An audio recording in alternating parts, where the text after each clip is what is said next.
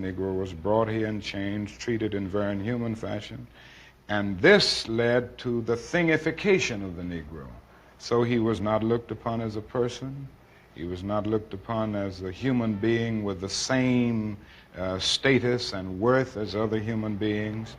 And the other thing is that human beings cannot continue to do wrong without eventually rationalizing that wrong. So slavery was justified morally, biologically, theoretically, scientifically, everything else.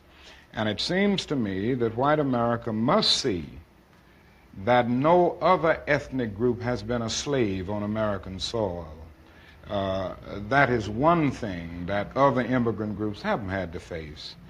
The other thing is that the color became a stigma. American society made the Negro's color a stigma, and that can never be overlooked. So I think these things are absolutely necessary. The other thing is that America freed the slaves in 1863 through the Emancipation Proclamation of Abraham Lincoln, but gave the slaves no land or nothing in reality, and as a matter of fact, to get started on. At the same time, America was giving away millions of acres of land in the West and the Midwest, which meant that there was a willingness to give the white peasants from Europe an economic base.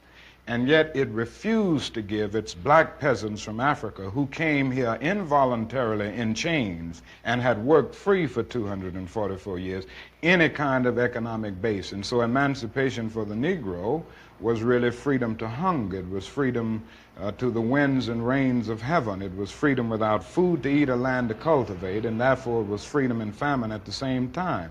And when white Americans tell the Negro to lift himself by his own bootstraps, they don't look over the legacy of slavery and segregation. I believe we ought to do all we can and seek to lift ourselves by our own bootstraps, but it's a cruel jest to say to a bootless man that he ought to lift himself by his own bootstraps. And many Negroes, by the thousands and millions, have been left bootless as a result of all of these years of oppression and as a result of a society that deliberately made his color a stigma and something worthless and degrading.